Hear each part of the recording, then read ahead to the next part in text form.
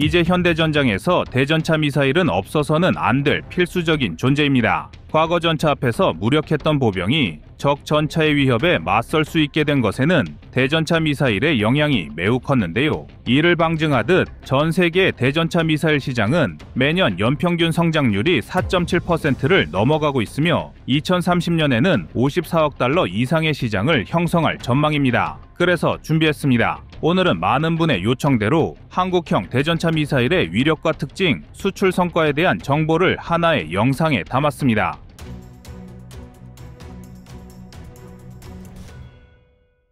아직도 포성이 멈추지 않고 있는 러시아 우크라이나 전쟁에서 현재 우크라이나는 서방 세계의 지원이 줄어들자 호전을 면치 못하고 있는 상황입니다. 하지만 개전 초기에는 이러다 우크라이나가 러시아를 이기는 게 아닌가 하는 생각이 들 정도로 선전을 펼쳤는데요. 이런 배경에는 우크라이나가 운용했던 대전차 미사일이 있었습니다. 대전차 미사일은 전차나 장갑차 같은 목표물을 정밀하게 타격할 수 있는 유도미사일입니다. 개인이 운반할 수 있는 소형 시스템부터 항공기, 함정, 차량 등 다양한 플랫폼을 활용해 발사할 수 있습니다. 러시아 우크라이나 전쟁에서는 제블린, 엘로우, 스터그너피, 포넷 등 다양한 대전차 미사일이 사용되고 있으며 이 미사일들은 고도의 정밀성과 파괴력을 바탕으로 전차의 저승사자 역할을 톡톡히 했습니다. 전차를 잡기 위한 대전차 미사일의 특징은 몇 가지로 대표됩니다. 우선 고정밀 타격 능력입니다. 대전차 미사일들은 복잡한 전장 환경과 다양한 거리에서도 목표물을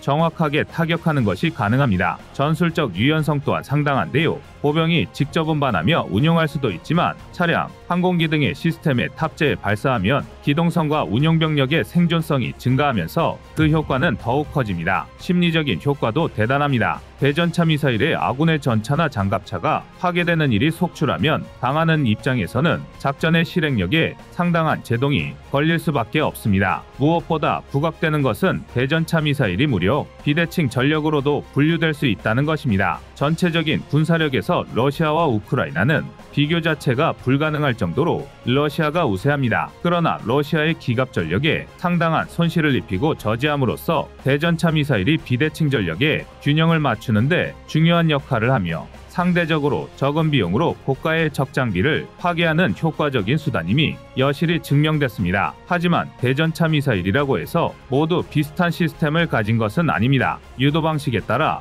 성능이나 파괴력에서 차이가 발생할 수 있는데요. 1세대 대전차 미사일은 사수가 수동으로 방향을 조작하는 시선 유도 방식이었습니다. 이후 등장한 것은 반자동 시선 유도 방식입니다. 사수가 전차 등의 목표물을 조준경이나 카메라로 지속적으로 추적하면서 미사일이 목표에 도달할 때까지 유도해야 하기 때문에 명중률이나 사수의 생존성에 취약점이 발생합니다. 대전차 미사일이 자신을 향해 발사된 것을 감지한 전차가 발사된 지점으로 기관총을 사격하면 사수는 당연히 몸을 피해야 하고 그러면 조준은 흐트러져 명중은 기대하기 어려워집니다. 다른 방식으로는 레이저 유도 방식, 적외선 유도 방식 등이 있으며 최근에 가장 많이 선호하는 방식은 발사 후 망각입니다. 발사 후 망각 시스템은 목표를 조준하고 발사하면 미사일이 자체적으로 목표를 추적하고 공격하기 때문에 사수가 발사 후 즉시 은폐하거나 위치를 이동할 수 있어 생존성을 향상시킵니다. 하지만 대전차 미사일 이전에도 전차를 상대하는 무기는 존재했습니다. 무반동총과 대전차 로켓이 대표적인데요. 모두 전차를 파괴하는 것에 목표를 둔 무기체계이지만 설계 개념이나 작동 메커니즘에는 차이가 있습니다. 무반동총의 가장 중요한 특징은 발사할 때 발생하는 반동을 상쇄시키는 것입니다. 이를 통해 경량화된 설계가 가능해지며 보병이 운반하고 사용할 수 있게 됩니다. 무반동총의 작동 원리는 발사될 때 포탄과 동시에 뒤쪽으로 가스를 방출함으로써 발생하는 반동을 상쇄하는 데 있습니다. 이러한 방식으로 무기의 전방과 후방에서 동시에 가스가 분출되어 반동이 서로 상쇄되므로 사수는 큰 반동을 느끼지 않게 됩니다. 대전차 로켓은 대전차 미사일에 비해 상대적으로 구조가 단순하고 비용이 낮은 것이 가장 큰 특징입니다. 로켓 모터를 사용하여 발사되며 비유도 방식의 경우 사수가 직접 목표물을 조준하여 발사합니다. 로켓은 고속으로 목표물에 도달하여 고폭탄두나 열에너지를 이용한 탄두로 장갑을 관통하고 내부에 큰 손상을 입힙니다. 대표적인 대전차 로켓으로는 RPG-7, M7155, AT-4 등이 있습니다. 무반동총과 대전차 로켓은 대전차 미사일 등장 이전에 대표적인 대전차학이었으나 지금은 대전차 미사일의 자리를 넘겨준 상태라고 할 수 있습니다. 그럼 지금부터는 발사된 대전차 미사일이 어떤 방식으로 전차를 파괴하는지 간단하게 살펴보겠습니다. 대전차 미사일은 주로 고폭 탄두를 사용하여 목표물의 충돌 시 큰 폭발을 일으켜 장갑을 관통하거나 심각한 손상을 입힙니다. 일부 미사일은 관통력을 극대화하기 위해 텐덤 탄두를 사용하기도 하는데요. 텐덤 탄두란 두 개의 탄두를 순차적으로 사용하여 먼저 외부 장갑을 뚫고 내부를 파괴하는 방식입니다. 미사일이 목표에 접근하면 종말 유도 단계에서 미사일의 유도 시스템이 목표물의 정확한 위치를 파악하고 최종 조정을 통해 목표를 타격합니다. 제블린과 엘로우, 현궁 같은 대전차 미사일은 발사 후 비행하다 전차의 상부인 포탑을 타격하는 탑어택 방식을 채택하고 있습니다. 대전차 미사일이 본격적으로 등장한 것은 냉전이 한창이던 1960년대였습니다. 이 시기에 개발된 대표적인 미사일로는 미국의 토어 미사일과 소련의 9M113 콩크루스가 있습니다. 이전의 대전차화기에 비해서는 획기적으로 발전하긴 했으나 반자동 시선 유도 방식이 주를 이뤄 명중률과 사수의 생존성 확보에 한계도 존재했습니다. 1990년대 이후 대전차 미사일은 더욱 고도화되고 다양화되어 제블린이나 현궁 같은 3세대 대전차 미사일이 등장해 활약을 펼치는 중입니다. 대전차 미사일을 전투에서 운용하는 방식도 다양한데요. 여러 대전차 미사일 발사대를 사용하여 특정 목표나 적의 주요 기갑부대에 대한 집중 공격을 수행하기도 하고 대전차 미사일을 포함한 대전차화기를 전략적으로 배치하여 강력한 방어선을 구축하기도 합니다. 러시아 우크라이나 전쟁에서 우크라이나군이 택한 것은 게릴라 전술이었습니다. 우크라이나군은 개전 초기에 전국 각지에 도로 이정표를 제거해 러시아군에게 혼란을 야기시켰고 교차로나 갈림길에서 러시아군 전차가 우왕좌왕하고 있으면 매복하고 있던 우크라이나군이 기습적으로 대전차 미사일을 발사한 후 후퇴하는 전술을 주로 사용했습니다. 대전차화기도 상황에 따라 유연하게 사용했습니다. 근거리에서는 RPG-7을 적극적으로 사용하고 원거리에서는 엘로우를 발사하고 거리가 더 멀면 사정거리가 엘로우보다 긴 제블린을 발사하는 식으로 대전차 미사일의 효과를 극대화시켰습니다. 드론과 더불어 대전차 미사일은 확실한 전차에 대항마라는 게 입증이 됐는데요. 대한민국이 개발하고 운용 중인 대전차 미사일 현궁도 많은 관심을 받고 있습니다. 러시아 우크라이나 전쟁에서 각광을 받은 제블린이나 엘로우 못지않고 오히려 성능이 더 우수하다는 평가도 많습니다. 그렇다면 먼저 제블린과 엘로우에 대해 먼저 알아봐야 할 것 같습니다. 미국의 제블린은 사출 모터에서 발생한 가스의 압력으로 미사일을 2m에서 5m 정도 밀어낸 후 점화가 되는 방식이라 사수가 노출될 확률을 줄여줍니다. 또한 사정거리가 2.5km에서 4.8km 정도로 긴 편이라 먼 거리에서 공격할 수 있으며 800mm의 장갑도 뚫을 만큼 관통력이 뛰어난 것이 장점입니다. 그러나 무게가 22.3kg에 달해 다소 무겁고 미사일도 대당 1억 원 수준이라 비싼 편입니다. 장전과 조준이 복잡해 발사하는 데까지 1분이나 시간이 걸리는 것도 단점이라고 할 수 있습니다. 영국이 개발한 엘로우는 무게가 12.4kg으로 제블린에 비해 가볍고 구조가 단순해 조준과 장전을 빠르게 할 수 있는 것이 장점입니다. 미사일의 가격도 한 발당 3,200만 원 정도라 제블린 미사일에 비해서는 훨씬 저렴합니다. 또한 폴드런치 방식을 적용해 실내에서도 발사가 가능하다는 점과 탑어택 방식이라는 것이 장점이라고 할 수 있습니다. 그러나 최대 사거리가 800m에 불과해 목숨을 걸고 적전차의 지근거리까지 접근해 발사해야 합니다. 대한민국의 대전차 미사일 현궁은 길이는 약 1.5m이고 무게는 미사일 중량 13kg 정도이지만 발사관 전체 중량은 동급의 대전차 미사일보다 약 5kg 정도 가볍습니다. 사정거리는 2.5km에서 3km에 달하며 900mm 정도의 장갑을 뚫을 수 있는 관통력을 가지고 있습니다. 제블린처럼 탑어택 방식을 채용하고 있고 사출 모터로 미사일이 발사관을 빠져나오기 때문에 화염과 후폭풍이 거의 없어 사수를 보호합니다. 발사 전 전차의 연령상을 탐지해 발사하면 사수의 조작 없이 날아가 표적을 타격하는 발사 후 망각 방식입니다. 또한 성형장약탄도 2개를 직렬로 배치하는 팬덤 탄도를 채택해 관통력이 뛰어난 것이 특징입니다. 러시아 우크라이나 전쟁을 계기로 현궁에 대한 관심이 높아지고 있는데요. 공식적인 전과는 아니지만 현궁도 이미 사우디아라비아에서 실전 능력을 입증한 적이 있습니다. 거기다 현재 최고의 주가를 올리고 있는 제블린보다 성능은 뛰어나지만 가격은 더 낮아서 수출 시장에서도 충분히 경쟁력이 있다고 할 수 있습니다. 현궁은 수출에서도 전망이 밝고 우리 군의 대전차 대응 전술을 한 단계 도약시킨 무기체계이긴 하지만 한 가지 아쉬운 점이 있다면 실전 배치가 아직도 완전히 다 이루어지지 않고 있다는 것입니다. 우리 군이 보유한 대전차 무기가 대부분 수명주기가 다한 노후 장비인 걸 감안하면 하루속히 현궁이 빠르게 배치되어야 할 것 같습니다.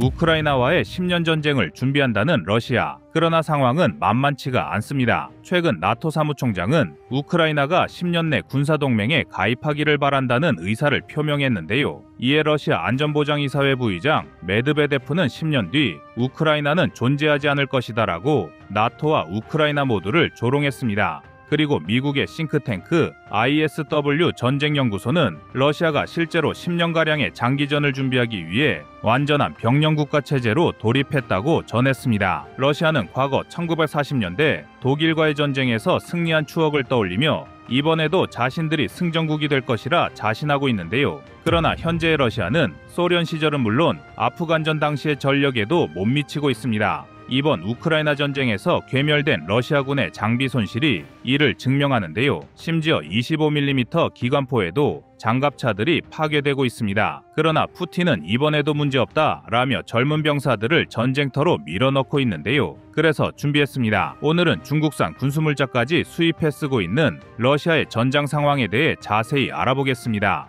여러분, 광고 아닙니다. 꺼리튜브에서 구독자 이벤트를 진행합니다. 꺼리튜브의 구독자이면서 저의 영상 댓글창에 좋아요와 아무 댓글만 달아주시면 7월 한 달간 총 150분을 추첨해 인터넷 최저가 기준 약 7만원 상당의 홍삼정을 무료로 드리겠습니다. 구독자분들의 많은 참여 부탁드립니다. 당첨 결과는 8월 5일 커뮤니티를 통해 공지해드리겠습니다.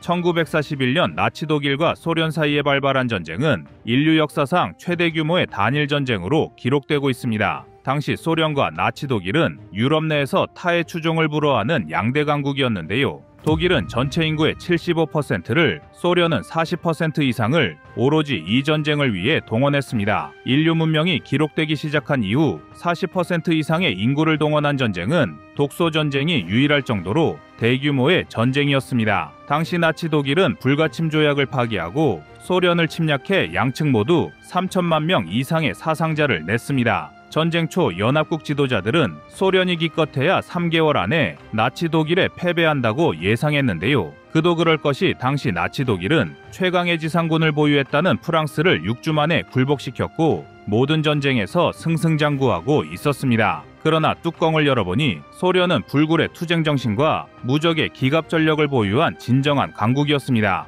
사실 2차 세계대전과 관련된 기록물을 보면 노르망디 상륙작전 등 서방의 기록이 과장된 측면이 많은데요. 역사란 승자의 기록이란 말처럼 전쟁에서 승리한 연합군은 소련군의 전적을 의식적으로 깎아내렸습니다. 냉전 종식 전까지 서방의 지도자들이 구소련의 군사력에 공포심을 느낄 정도로 당시의 소련군은 막강했고 결국 나치 독일을 물리치고 승리했는데요. 비록 승전국은 되었지만 대부분 국민이 배급을 받아야 할 정도로 경제가 파탄났으며 어마어마한 수준의 인적-물적 피해를 입었습니다. 그런데도 소련은 서구의 상상을 뛰어넘는 동원력으로 미친 복구 능력을 보여줬고 전쟁을 계기로 동유럽 전체를 자국의 세력권 안으로 편입하는 데 성공했습니다. 그리고 힘든 상황에서 얻어낸 값진 승리의 기억은 여전히 러시아인의 기억에 남아있는 것입니다. 그러나 푸틴은 커다란 착각을 하고 있습니다. 2000년대 들어 러시아의 국력은 급속하게 쪼그라들어 서방의 예상치에도 미치지 못하는 수준이 되었으며 물자 생산 능력 역시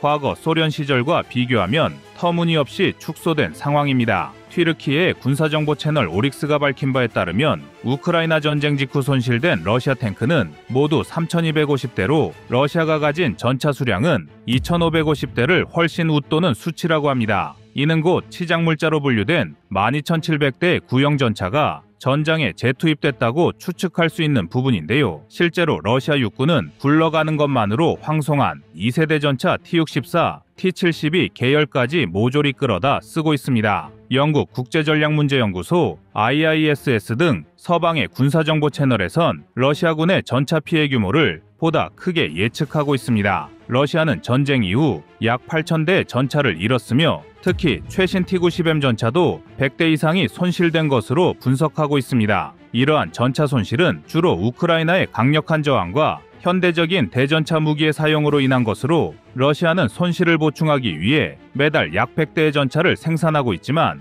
전쟁 초기에 전차 재고를 유지하기에는 부족하다는 것이 이들 언론의 한결같은 예측입니다. 러시아의 전차 손실은 전쟁의 장기화와 격렬한 전투로 인해 지속적으로 증가하고 있으며 이는 러시아 군대의 전반적인 전투력에도 큰 영향을 미치고 있는데요. 우크라이나 군사 소식통에 따르면 러시아는 이러한 손실을 메우기 위해 구형 전차를 동원하고 있는 것으로 알려졌습니다. 사상자 역시 크게 증가했습니다. 러시아군의 인명피해는 현재까지 50만 명 이상으로 100만 명 이상의 상비군을 가진 세계 2위의 군사강국 러시아의 모습으론 도저히 상상할 수 없는 모습이었습니다. 사실 러시아군은 소련 붕괴 이후 T-90 계열을 제외하고 노후화된 구형 전차로 근근히 명맥을 유지하고 있었는데요. 대한민국과 비교해봐도 K9이나 K2 등 기갑 전력에 한참 뒤떨어진다는 평가를 받고 있습니다. 포병 전력 역시 한국군이 한참 질적 우위에 서 있는데요. 가령 러시아가 한국을 침략하는 가상전쟁 시나리오에도 K9 자주 곡사포와 K55 등 우수한 155mm 이상급 자주포 체계를 갖춘 대한민국의 압승이 예상되고 있습니다. 과거 러시아 공군은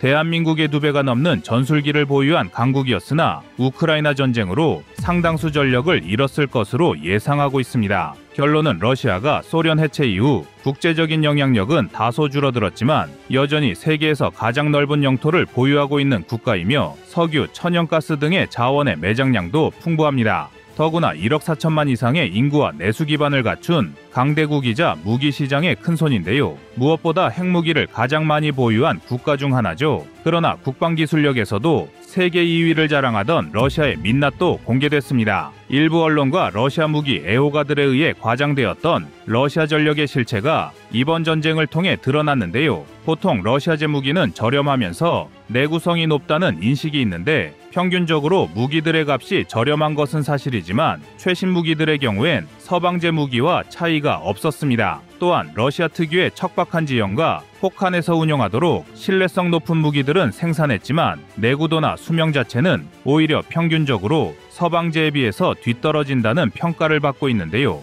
러시아의 군수물자 생산 능력 역시 서방 전문가들의 예상치에 크게 못 미치고 있습니다. 그런데 어려움에 부닥친 러시아의 상황을 두고 뒤에서 웃음 짓는 국가가 있으니 바로 중국입니다. 러시아는 전쟁으로 인한 군수물자 수요와 서방의 경제 제재를 회피하기 위해 중국과 더욱 밀착하는 모습을 보이는데요. 미국과 유럽은 러시아의 돈줄을 막기 위해 경제 제재를 가하고 자원의 흐름을 끊어놨지만 러시아는 큰 타격이 없었습니다. 국가 자체를 완벽한 병영 체제로 전환한 데다가 중국과 제3세계가 여전히 러시아의 전쟁 자금줄 역할을 하고 있기 때문입니다. 일부 언론에선 미국과 유럽이 너무 안이하게 러시아를 상대했다는 비판도 나오고 있는데요. 러시아는 세계에서 가장 넓은 땅을 가진 국가이며 미국, 중국, 호주와 함께 식량 자급자족이 가능한 농업 대국이기도 합니다. 중국과 러시아를 너무 과소평가한 것입니다. 중국은 러시아의 무기 생산을 가능하게 하는 광학, 마이크로전자공학, 드론 엔진 등의 중요 공급원을 자처하며 러시아와의 외교 주도권까지 움켜쥐는 데 성공했는데요. 미국의 월스트리트 저널은 전쟁이 장기화될수록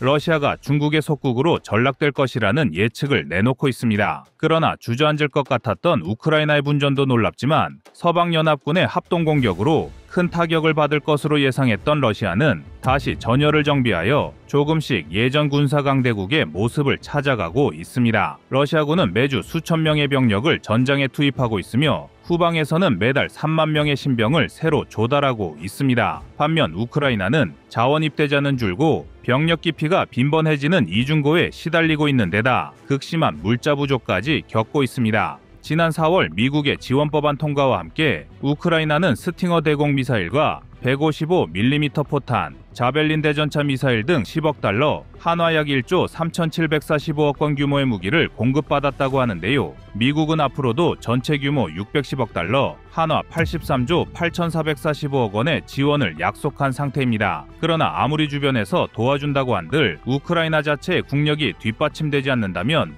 우크라이나가 반전을 기대하기는 점점 어려울 전망입니다. 특히 전쟁으로 막대한 기반시설 피해를 본 우크라이나가 전선의 상황을 역전시키기란 쉽지 않습니다. 일단 미국과 유럽으로부터 물자 지원은 받았지만 이것이 지속적인 지원을 담보한다고 할 수 없으며 이러한 일회성 지원 패키지로는 세계 2, 3위의 군사대국 러시아와 중국을 막을 수 없기 때문입니다. 전술한 대로 러시아는 전쟁 초기 미국과 서방의 제재로 자금난과 물자난, 병력난에 처했지만 완벽한 병영국가 체제로의 변신을 꾀했고 현재는 어느 정도 성공한 상태입니다. 러시아 내 대부분의 산업시설에서는 군수물자를 생산하고 있으며 중국과 이란 등 확실한 우방의 지원 또한 받고 있는데요. 단기전을 포기한 지금 러시아는 차후의 후환을 남기지 않기 위해서라도 우크라이나를 지도해서 지워버릴 계획을 세우고 있습니다. 병력 손실을 최소화한 상태로 버틴다면 우크라이나가 자멸할 것이라는 러시아의 계산은 과연 정확할까요?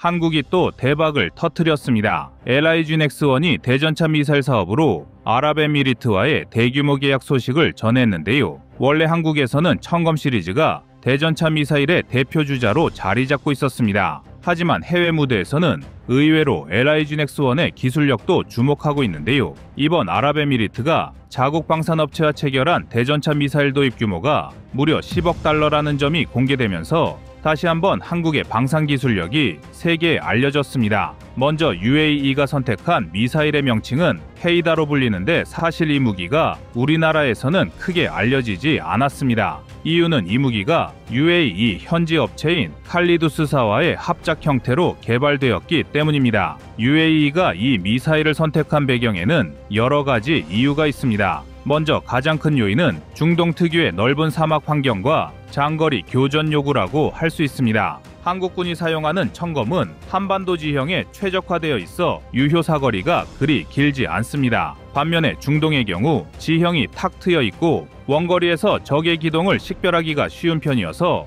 그만큼 더욱 먼 거리에서 안전하게 타격할 수 있는 무기가 필요해집니다. 이렇게 다른 작전 환경의 차이가 발생하면서 LIG-X1 측이 개발한 장거리 대전차 미사일 기술이 주목받게 된 것입니다. 흥미로운 사실은 헤이다 미사일의 최대 사거리가 80에서 88km 수준으로 추정된다는 점입니다. 대부분의 서방권 대전차 미사일이 보병 휴대형으로 수 킬로미터에서 정말 길어야 10여 킬로미터에 그치는 것과 달리 사실상 단거리 지대지 미사일에 가까운 사거리를 지닌 무기를 UAE가 원했는데요. 물론 이 수치는 공식적으로 완전히 공개된 정보는 아니지만 현지 전시회나 관련 보도에서 80km 넘게 비행한다는 언급이 있어 단순한 루머는 아닌 것 같습니다. 이렇듯 UAE가 새로운 장거리 대전차 미사일에 주목하게 된 배경은 예멘 분쟁을 통해 체감한 실전 교훈에 있다고 볼 수 있습니다. 예멘의 후티 반군과 교전을 벌이면서 UAE는 원거리에서 적 전차나 장갑차를 정확히 타격해야 할 필요성을 절감했는데요. UAE는 기존의 미국산 헬파이어 같은 무기를 보유하고 있었으나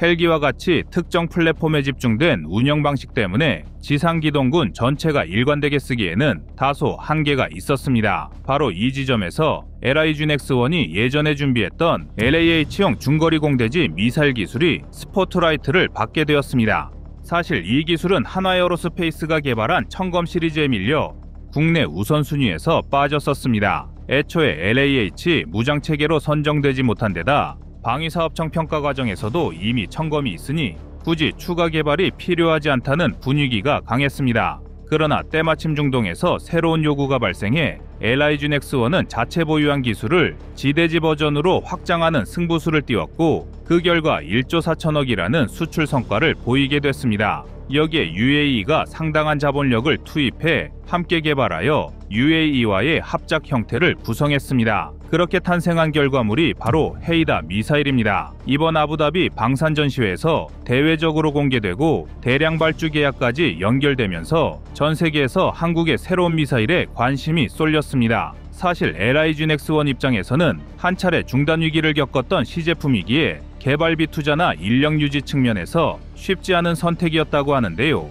그런데도 미련을 버리지 않고 프로젝트를 가늘고 길게라도 지속했던 이유는 해외 시장에서라도 가능성이 있다면 도전해보자는 내부 의지가 컸기 때문이라고 합니다. 그리고 그 의지는 1조 4천억이라는 수출 대박으로 이어지게 되었습니다. 헤이다 미사일은 주로 지상 전술 차량에 탑재해 운영하는 것으로 알려져 있습니다. 소형 전술 차량인 4x4 혹은 6x6 플랫폼에 다연장형 미사일 발사대를 장착한 뒤 필요할 때 80km 이상의 원거리 표적을 정밀 타격하겠다는 개념입니다. 그런데 특이한 점은 UAE 정부가 이번 대전차 미사일 도입을 자국 내 기술력으로 개발했다고 적극 홍보하고 있다는 것입니다. 여기에 UAE 기업인 칼리두스사가 중추 역할을 했다고 대외적으로 발표하면서 외부 의존 없이 무기를 생산할 수 있다는 이미지를 내세우고 있습니다. 하지만 실질적으로는 국내 기업인 LIG 넥스원이 핵심 부품과 기술을 공급하기 때문에 해외 군사 전문가들은 실제 개발 주역은 한국이라고 평가하는 게 현실입니다. 이런 평가로 인해서 이 계약 규모가 10억 달러에 그치지 않고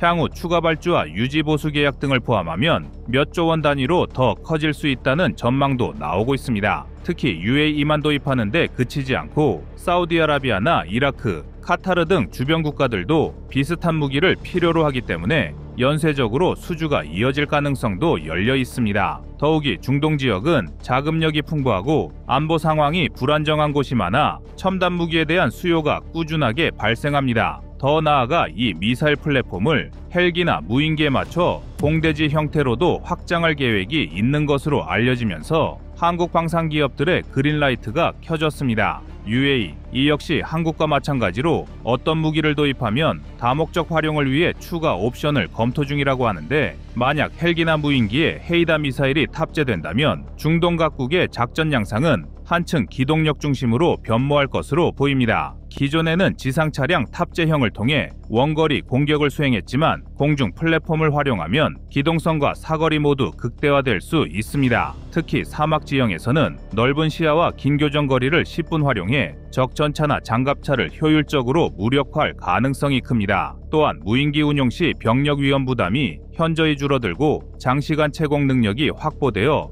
목표 감시와 표적 추적에 훨씬 유리합니다. 결과적으로 적 기갑 전력의 생존율은 극도로 낮아지고 공중 기동을 통한 장거리 정밀 타격이 가능해져 중동 분쟁의 새로운 키워드로 부상할 전망인데요. 이처럼 다양한 플랫폼에 헤이다 미사일이 탑재되면 전 세계에서 K9 자주포가 명품 자주포로 자리매김한 것처럼 미사일계 새로운 국산 미사일로 자리 잡는 계기가 마련될 것입니다. 헤이다 미사일의 성공은 국내 방산업계 내부에서도 여러 지각 변동이 되는 초석이 될 것으로 보입니다. 우선 그동안 한국군이 채택하지 않으면 시장성을 갖기 어렵다는 통념이 깨졌다는 점이 중요한데요. 실제로 과거에는 국내군의 보증이 있어야 수출도 수월하다는 인식이 강했는데 이제는 외국이 먼저 채택하면 국내에서도 역수입해서 검토할 수 있다는 새로운 흐름이 생겨나고 있습니다. 이는 방산 기업들에게도 더 많은 선택지를 열어주는 계기가 되는 것이며 이를 통해 더욱 다양하고 고도화된 방산 무기가 개발되는 순증 효과를 불어오기 때문입니다.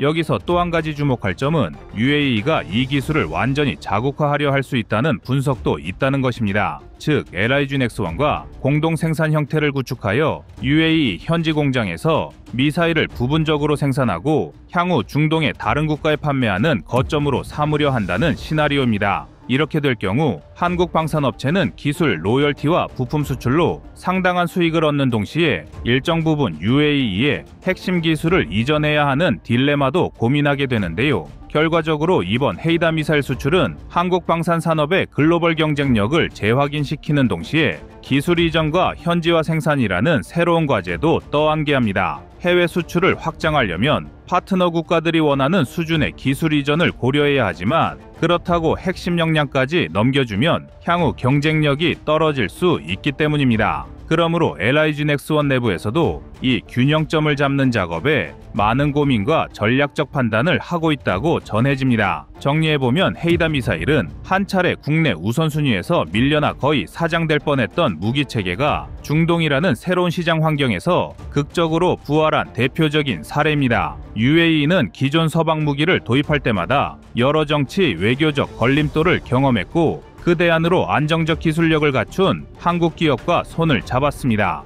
LIG 넥스원에게는 이 기회가 절호의 제기 무대가 되었고 결국 10억 달러 이상의 계약을 이끌어내며 세계 방산 시장에 강력한 레퍼런스를 남기게 되었습니다. 이번 성공에 자극받은 다른 중동 국가들도 한국산 장거리 대전차 미사일에 높은 관심을 보이고 있습니다. 이미 사우디, 이라크, 카타르 등에서 문의가 오고 있다는 소식이 들려오며 향후 수출 규모가 크게 늘어날 가능성이 높습니다. 이는 곧 한국 방산업계 전반에 긍정적인 파급 효과를 가져다 줄 것으로 보이는데요. 더불어 중동 지역의 특수성을 고려하면 헬기나 무인기에 탑재할 수 있는 공대지 버전을 비롯해 다양한 파생형이 추가로 개발될 전망입니다. 소형 전술 차량뿐 아니라 무인 전투 차량, 무인 드론 등에 탑재해 테러 조직이나 반군 세력을 원거리에서 안전하게 압박하려는 전략 수요가 존재하기 때문입니다. 예멘, 시리아 등 분쟁 지역의 불안정이 계속되는 한 대전차 미사일 수요가 쉽게 줄지 않을 것이라는 분석도 힘을 얻고 있습니다. 결과적으로 헤이다 미사일은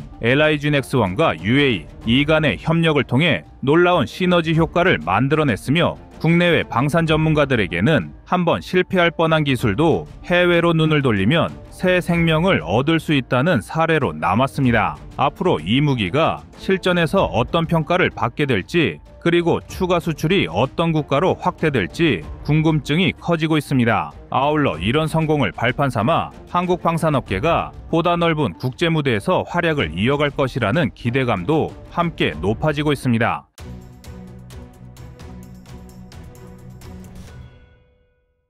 푸틴은 북한과의 군사협정을 맺으면서 정작 한국에 미치는 영향은 없고 동북아시아의 안정에 기여하게 될 것이라며 입에 발린 뻔한 사탕 발림으로 한국을 안심시키려 했습니다. 하지만 한국 국민은 물론 전 세계 그 누구도 푸틴의 이러한 발언을 곧이곧대로 믿는 사람은 아무도 없었는데요. 결국 이러한 우려가 점차 현실로 드러나고 있다는 것이 우크라이나 군사 매체 꾸프를 통해 확인되었습니다. 우크라이나 북동부 하르키우 근처 전장에서 촬영한 장갑차를 포착한 건데요. 해당 장갑차는 8개의 유도미사일 발사가 가능한 포탑을 탑재한 상태였으며 해당 매체는 이 장갑차가 비가시거리에 있는 목표물 공격을 위해 사용할 북한의 NLO S형 무기 체계로 보도하였습니다. 그리고 이를 본 군 전문가들은 해당 사진을 분석하면서 2018년 열병식의 모습을 드러냈던 북한 NLOS 장갑차 사진과 유사함을 근거로 북한 제불세포 자주식 다연장 미사일로 결론을 냈습니다. 포착된 장갑차는 6개의 차량 바퀴를 보유하고 있는데 현재 러시아는 6개의 바퀴를 가진 장갑차를 운용하고 있지 않은 데다가 6개의 바퀴를 활용하는 장갑차는 러시아의 우방국 중 북한이 유일하기 때문입니다. 북한의 불세포는 북한이 개발한 장거리 대전차 미사일로 비가시거리 목표물을 타격할 수 있는 능력을 갖추고 있으며 무선 데이터 링크 체계를 활용해서 최소 10km에서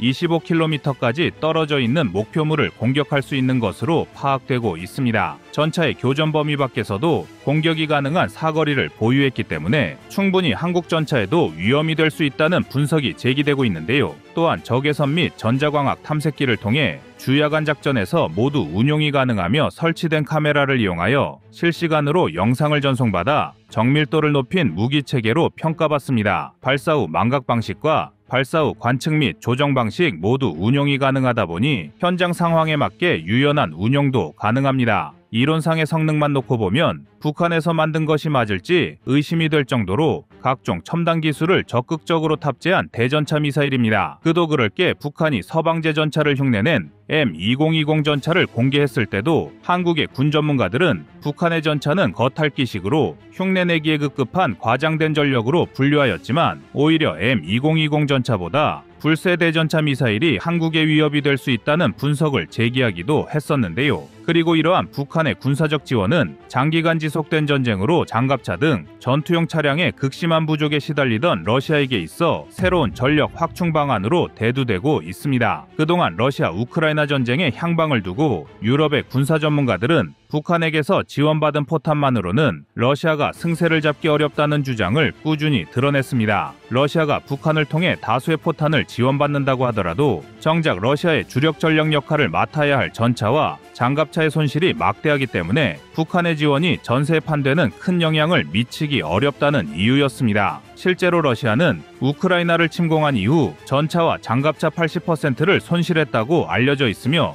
영국의 국제전략문제연구소가 발간한 보고서에 따르면 러시아는 전차 8,200여 대, 장갑차 1만 5,800여 대, 야포 1만 5,300문, 차량 2만 500여 대의 피해가 발생했다고 전했는데요. 이 때문에 설령 북한제 포탄이 장거리에서 화력 지원을 담당한다고 하더라도 직접적으로 우크라이나의 방어선을 돌파할 러시아 전력의 부재를 지적하는 군 전문가의 의견이 상당히 많았습니다. 하지만 이러한 상황에서 불세포 대전차 미사일과 이를 운용할 수 있는 북한제 장갑차가 러시아의 전력 보충에 투입되었다는 것은 러시아의 약점을 보완할 수 있을 뿐만 아니라 북한제 무기들이 러시아 우크라이나 전쟁에서 보다 많은 실전 데이터를 구축할 수 있는 방향으로 악용될 여지가 매우 높습니다. 그래서 일부 외신에서는 계속되는 북한의 신형 무기 공급을 견제하기 위한 목적으로 한국에서도 살상 무기 지원을 요구하는 주장을 내놓기도 하는데요. 한국이 우크라이나에 대한 직접적인 무기 지원은 신중할 필요가 있지만 북한이 러시아에게 지속해서 무기를 공급하는 상황은 충분히 한국의 안보에 적극적으로 이용할 필요가 있습니다. 불세포 이전에도 북한이 러시아로 공급했던 무기들은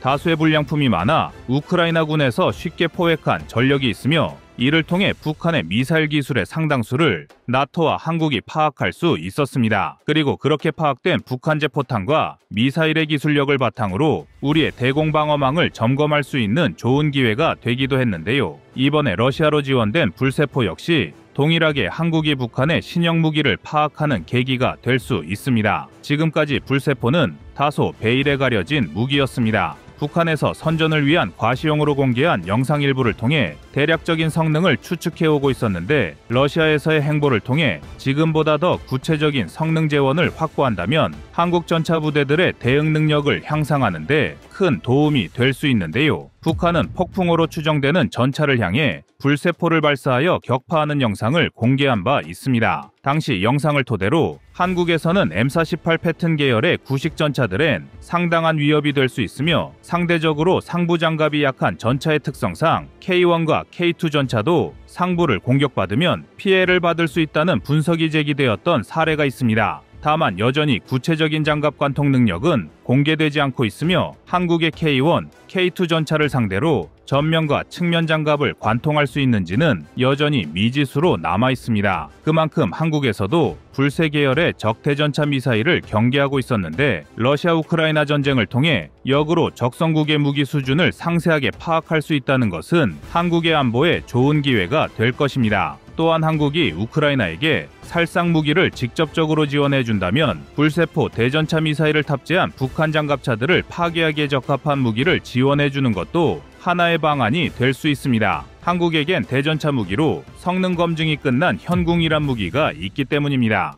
현궁은 제블린보다 더 강력한 장갑 관통력을 가지고 있기 때문에 적의 최신 전차를 비롯하여 다수의 기갑 장비를 파괴하는 데 효과적입니다. 우크라이나도 2년 전부터 한국에 간절히 지원을 요청한 무기가 현궁이기도 했는데요. 북한이 아무리 성능 좋은 대전차 무기를 개발한다고 하더라도 그것을 탑재하고 운용하는 장갑차 자체를 파괴할 수 있다면 전혀 무서울 것이 없습니다. 현궁을 수입하여 운용하고 있는 사우디아라비아는 후티 반군의 차량이나 3km 거리에서 기동 중인 적의 오토바이를 격파하며 실전에서 성능을 입증했습니다. 또한 사우디아라비아는 야간에도 현궁을 운용하는 영상을 공개하며 현궁의 위력을 전 세계에 알리고 있는데요. 이처럼 실전에서 입증된 사례만 보더라도 북한제 장갑차를 파괴하는데 현궁만큼 뛰어난 대응 체계는 없다고 해도 과언이 아닙니다. 일각에서는 여전히 한국산 무기를 지원하는 것에 신중한 모습을 보이고 있는 것도 맞지만 단순히 구형 포탄을 지원하던 이전과 신형 무기까지 지원되는 지금의 상황은